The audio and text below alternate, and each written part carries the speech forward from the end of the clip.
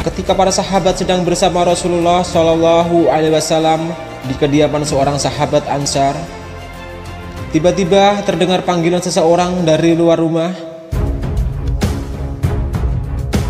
"Wahai penghuni rumah, bolehkah aku masuk? Sebab kalian akan membutuhkanku."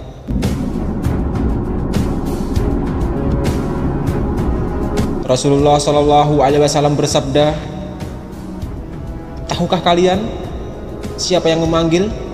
Kami menjawab, "Allah dan Rasulnya yang lebih tahu."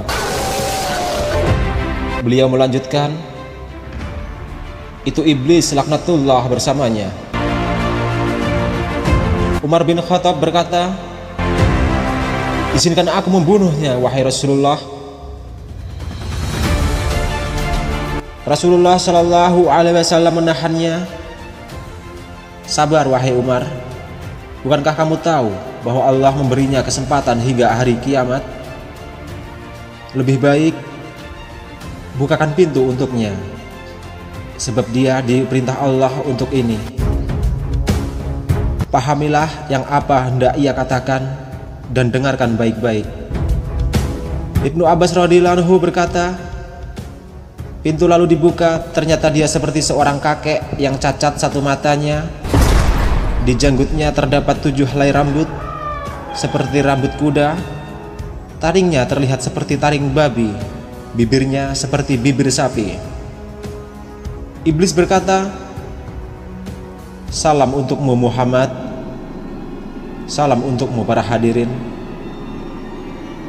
Rasulullah Shallallahu Alaihi Wasallam menjawab, "Salam hanya milik Allah Subhanahu wa Ta'ala. Sebagai makhluk terlaknat, apa keperluanmu?" Iblis menjawab, "Wahai Muhammad, aku datang ke sini bukan atas kemauanku, namun karena aku terpaksa." "Siapa yang memaksamu?" "Malaikat dari utusan Allah telah mendatangiku dan berkata, Allah Subhanahu wa Ta'ala memerintahkanmu untuk mendatangi Muhammad. Beritahu Muhammad tentang caramu dalam menggoda manusia. Jawablah dengan jujur semua pertanyaannya. Demi kebesaran Allah, andai kau berdusta satu kali saja, maka Allah akan jadikan dirimu debu yang tertiup angin. Oleh karena itu aku sekarang mendatangimu. Tanyalah apa yang hendak kau tanyakan. Jika aku berdusta, aku akan dicaci oleh setiap musuhku. Tidak ada sesuatu pun yang paling besar menimpaku daripada cacian musuh." Rasulullah Shallallahu Alaihi Wasallam bertanya kepada iblis, "Kalau kau benar jujur, siapakah manusia yang paling kau benci?" Iblis segera menjawab, "Kamu. Kamu dan orang-orang sepertimu adalah makhluk Allah yang paling aku benci." "Siapa selanjutnya?" "Pemuda yang bertakwa, yang memberikan dirinya mengabdi kepada Allah." "Lalu siapa lagi?" "Orang alim dan wara atau loyal." "Siapa lagi?" "Orang yang selalu bersuci." "Siapa lagi?" "Seorang fakir yang sabar dan tidak pernah mengeluhkan kesulitannya kepada orang lain." "Apa tanda kesabarannya?"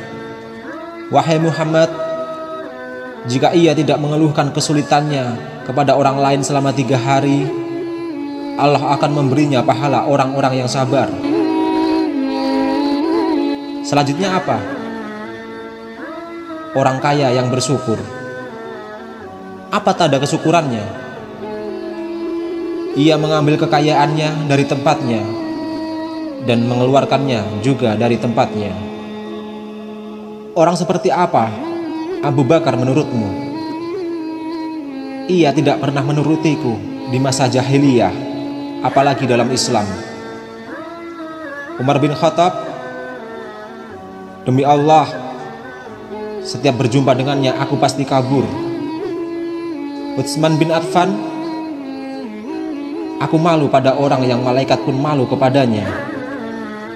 Ali bin Abi Thalib, "Aku berharap darinya agar kepalaku selamat dan berharap ia melepaskan aku dan aku melepaskannya. Tetapi ia tak akan mau melakukan itu. Ali bin Abi Thalib selalu berzikir kepada Allah Subhanahu wa Ta'ala. Apa yang kau rasakan jika melihat seseorang dari umatku yang hendak sholat? Aku merasa panas dingin dan gemetar. Kenapa?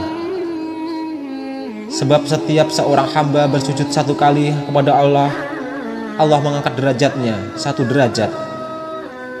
Jika seorang umatku berpuasa, tubuhku terasa terikat hingga ia berbuka. Jika ia berhaji, aku seperti orang gila. Jika ia membaca Al-Quran, aku merasa meleleh laksana timah di atas api. Jika ia bersedekah, itu sama saja orang tersebut membelah tubuhku dengan gergaji. Mengapa bisa begitu? Sebab dalam sedekah ada 4 keuntungan baginya, yaitu keberkahan dalam hartanya, hidupnya disukai. Sedekah itu kelak akan menjadi hijab antara dirinya dan api neraka, dan segala macam musibah akan terhalau dari dirinya. Apa yang dapat mematahkan pinggangmu? Iblis menjawab, suara kuda perang di jalan Allah. Apa yang dapat melelehkan tubuhmu? Iblis menjawab, taubat orang yang bertaubat. Apa yang dapat membakar hatimu? Istighfar di waktu siang dan malam. Apa yang dapat mencoreng wajahmu? Sedekah yang diam-diam. Apa yang dapat menusuk matamu? Sholat fajar. Apa yang dapat memukul kepalamu? Sholat berjamaah. Apa yang paling mengganggumu? Majelis para ulama. Bagaimana cara makanmu? Dengan tangan kiri dan jariku. Di manakah kau menaungi anak-anakmu di musim panas? Di bawah kuku manusia. Nabi teruskan bertanya, siapa temanmu wahai iblis? Pemakan riba. Siapa sahabatmu? Pezina. Siapa teman tidurmu? Pemabuk. Siapa tamumu? Pencuri. Siapa utusanmu? Tukang sihir. Apa yang membuatmu gembira? Bersumpah dan cerai. Siapa kekasihmu? Orang yang meninggalkan sholat Jumat. Siapa manusia yang paling membahagiakanmu? Rasulullah Shallallahu Alaihi Wasallam lalu bersabda, segala puji bagi Allah yang telah membahagiakan umatku dan menyengsarakanmu. Iblis segera menimpali, tidak, tak akan ada kebahagiaan selama aku hidup hingga hari akhir. Bagaimana kau bisa berbahagia dengan umatmu, sementara aku bisa masuk ke dalam aliran darah mereka dan mereka tidak bisa melihatku? Demi yang menciptakan diriku dan memberikanku kesempatan hingga hari akhir, aku akan menyesatkan mereka semua. Baik yang bodoh atau yang pintar, yang bisa membaca dan tidak bisa membaca, yang durjana dan yang soleh, kecuali hamba Allah yang ikhlas. Rasulullah Shallallahu Alaihi Wasallam lalu bertanya, siapa orang yang ikhlas menurutmu?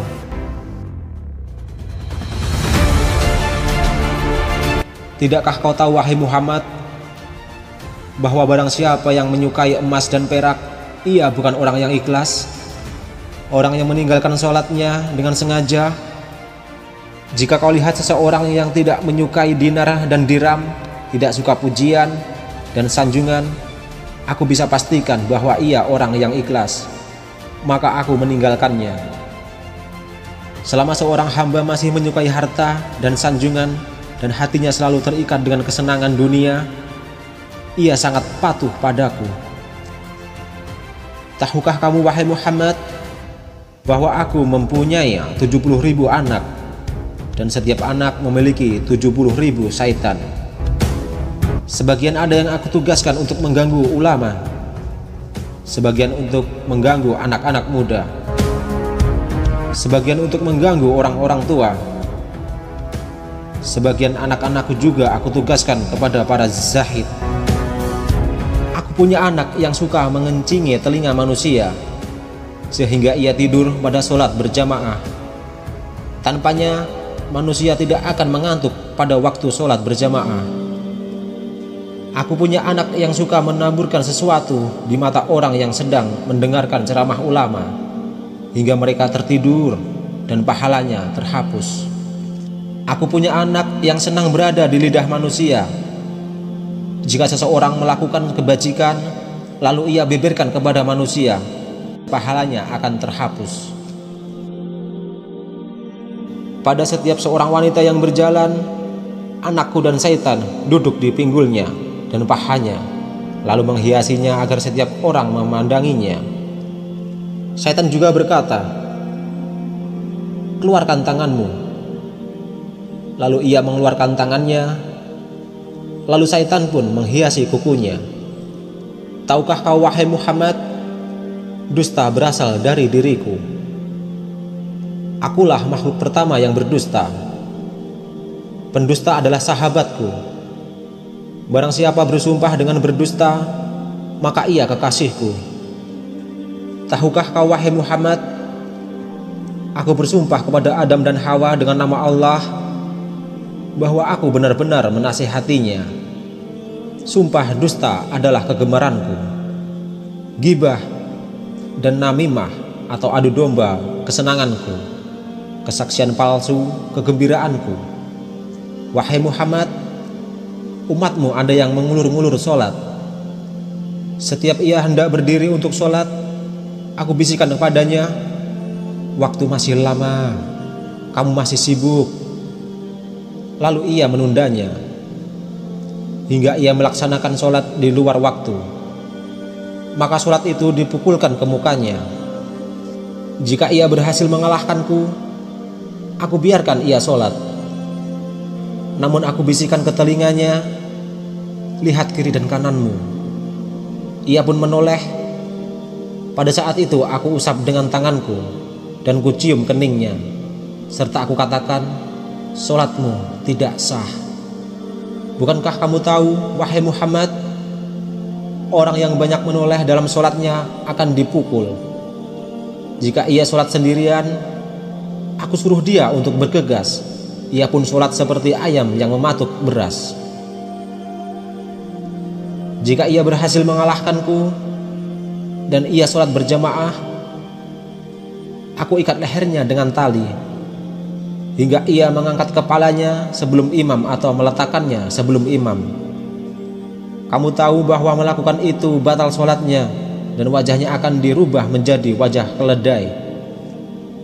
Jika ia berhasil mengalahkanku, aku tiup hidungnya hingga ia menguap dalam sholat. Jika ia tidak menutup mulutnya dalam ketika ia menguap, setan akan masuk ke dalam dirinya dan membuatnya menjadi tambah serakah dan gila dunia, dan ia pun semakin taat padaku. Kebahagiaan apa untukmu wahai Muhammad, sedang aku memerintahkan orang-orang miskin agar meninggalkan sholat. Aku katakan padanya, kamu tidak wajib sholat. Sholat hanya wajib untuk orang-orang yang berkecukupan dan sehat. Orang sakit dan miskin tidak. Jika kehidupanmu sudah berubah, barulah kau sholat. Dan akhirnya ia pun mati dalam kekafiran. Setelah iblis menjelaskan apa yang ditanyakan Rasulullah, dia pun mohon diizinkan untuk pergi. Sahabatku, kaum muslimin, itulah cara-cara iblis menyesatkan manusia dan menggoda manusia. Maka wajiblah kita untuk memeranginya, bukan menjadi golongannya. Assalamualaikum warahmatullahi wabarakatuh.